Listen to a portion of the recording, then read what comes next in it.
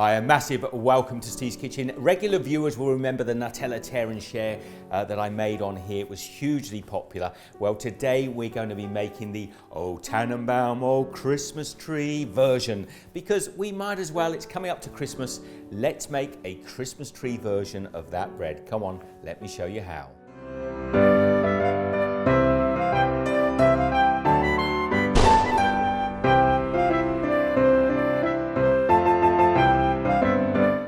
We'll start with our dry ingredients. Now I'm using strong or bread flour here. I've got 450 grams, that's about a pound. Now with bread flour, I always give the measurements in imperial and metric weights, and people always say to me, what about in cups? Well, cups are not as accurate. I don't really like using them for flour. You can get a set of scales on eBay for probably $5, I think, delivered almost anywhere in the world. But if you want to use cups, it's around about 3 cups, but don't blame me if it's a bit dry or a bit wet. And into that, we're putting 1/3 of a cup of sugar, just to sweeten the dough a little bit, about 1/8 or a pinch of salt, and on the other side of the bowl here, 2 teaspoons of dried instant yeast. Now I'll just give those dry ingredients a little mix through. And the next thing we're going to add is a cup of milk into there. Now I've warmed this slightly in the microwave to help activate the yeast, but don't make it too hot. I have 2 eggs over here, which I'm just going to use the yolks of. So we'll add those 2 yolks in there. Keep the egg whites, by the way, we'll be using those a little bit later on. And lastly, about 30 grams or 1 ounce of very soft butter. Let's just pop that into the mix as well. I'm going to use a fork now just to start to bind this together, and I'm just using the fork to keep my hands clean at the beginning of the mix. And then we just want to get our hands in there now and start to draw this dough together. Now we should have a slightly sticky dough here, which I am now going to bring out onto my countertop. And what we're going to do is knead this dough for about 10 minutes.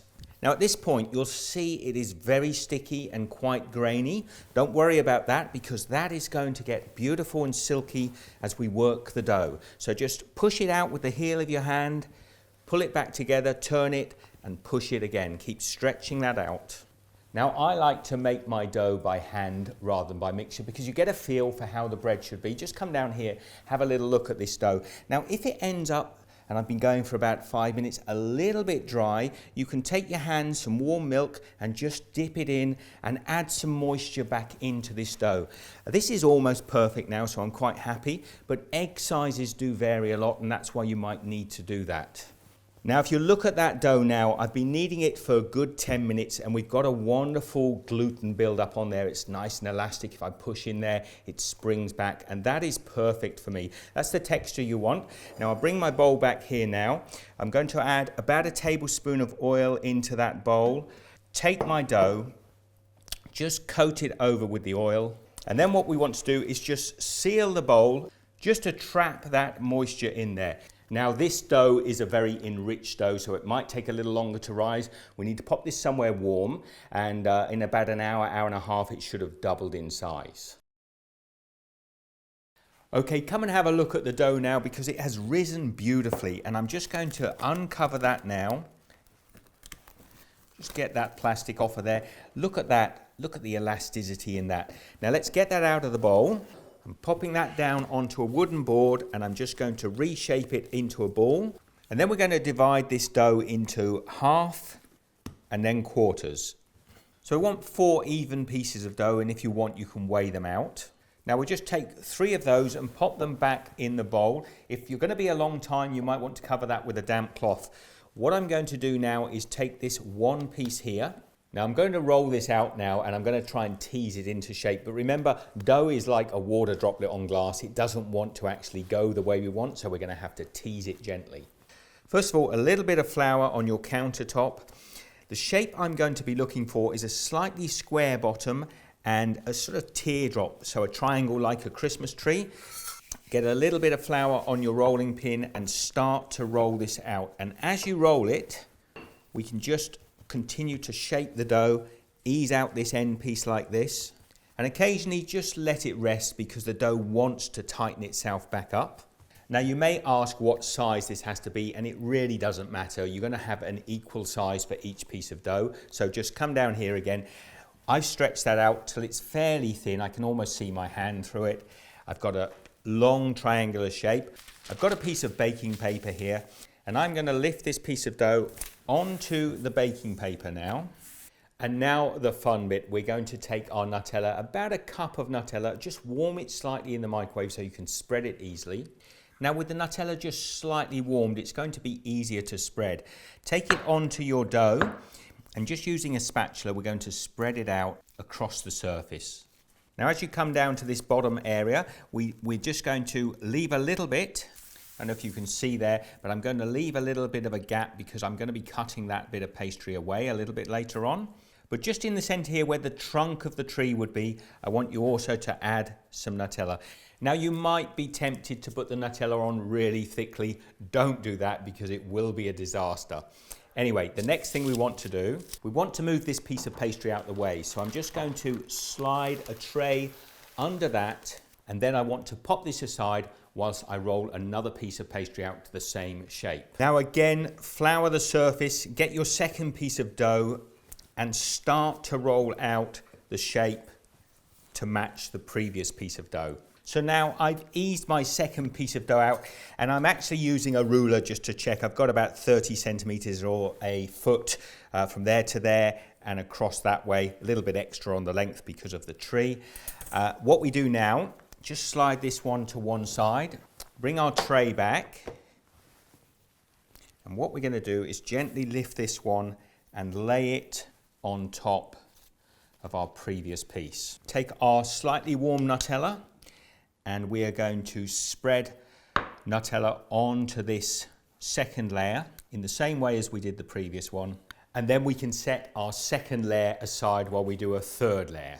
Okay, there is my third layer of dough. Now I'll just bring that back to here, and we're going to lift this one gently and lay it down, match it up as close as you can. Drop it down on top of the other one. Don't worry if it folds, you can straighten that out. And then with our warm Nutella, again, we are going to put the last coating of Nutella onto the bread. Now, set that aside, lick all the Nutella off your fingers, and we're just going to make the top and final coat. Now, this is the final layer, and we're not going to be putting Nutella onto this. Let's just slide that out the way. Hopefully you can see it. I'm seeing it my way around, of course, but we're just going to lay that across the top. What we're going to do now is slide that off of our tray, and we're just going to ease out. You might even take your rolling pin and just ease it out a little bit. See, what we want to do now is cut a straight line along these two edges. We're going to cut out this little area here, and we're going to leave a piece in the middle. Now I might use a metal ruler just to do this. You could do it by eye and just cut. We want nice, reasonably straight edges.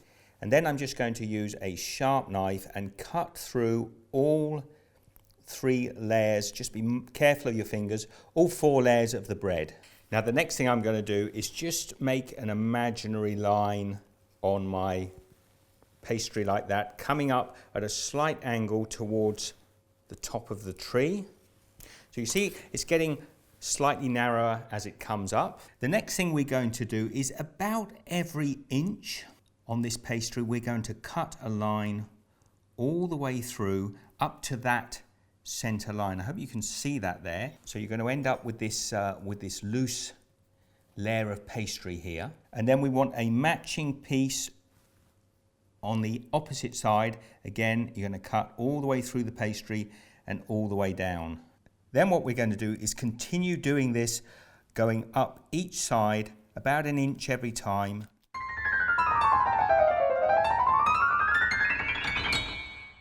Now have a look at that. Doesn't it look great as it is? But you remember the last tear and share we did where we twisted each of them? We're going to do the same here. We're going to be twisting a couple of times, just twice around like that, and lay it down. And see that lovely effect that has.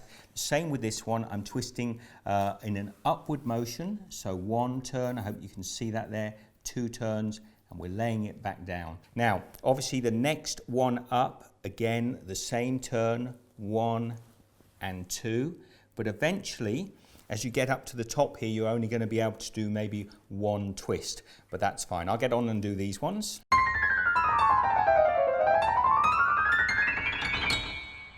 Now when you've finished doing your twists, just get your baking tray again and very gently, I want you to slide it back onto the baking tray.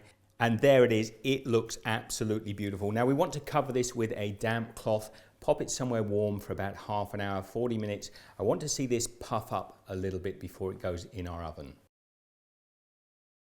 Now will you look at that, that's been around about 30 minutes and you'll see it's just puffing up nicely. Now I've preheated my oven, 180 degrees Celsius, that's 350 Fahrenheit. Now that egg white that we kept, I've mixed it with a little bit of milk and I've just whisked it together.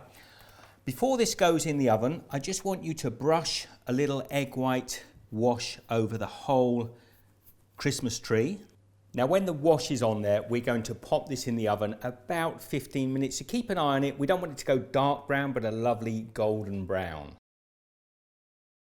Now look at that, that's just come out the oven. It's piping hot. I want this to cool down a little bit on the side. And then when that's cooled down, I've got a little sugar and water. I've just dissolved some sugar in some water there. And I want to give this a nice gloss. So I'm just going to pop it on. Now bear in mind, this is still fairly hot, this bread, but we're going to give it a nice sheen. Now whilst the sugar water is on there, I've got some white sesame seeds. Now the reason I'm using these is I'm just going to sprinkle them along the edges of the branches here. And I think this just looks a little bit like snowdrops on a Christmas tree. Now there it is, and it looks absolutely spectacular. This was a lot of fun to make. I hope this December you'll give this a try. It's lots of fun, get the family involved. Please share the love, give this one the thumbs up. If you do try and make this, share your pictures across Google+, Facebook, Twitter, whatever you like. Have a fantastic Christmas, be good. I'll see you next time. Now that was a lot of fun, and don't forget there are lots of other Christmas recipes on Steve's Kitchen. I'll leave a link up here to the playlist. Don't forget your Christmas puddings and Christmas cakes, your mince pies and mince meat, of course. I'll leave a link to some other videos here as well. Please comment down below. See you next time.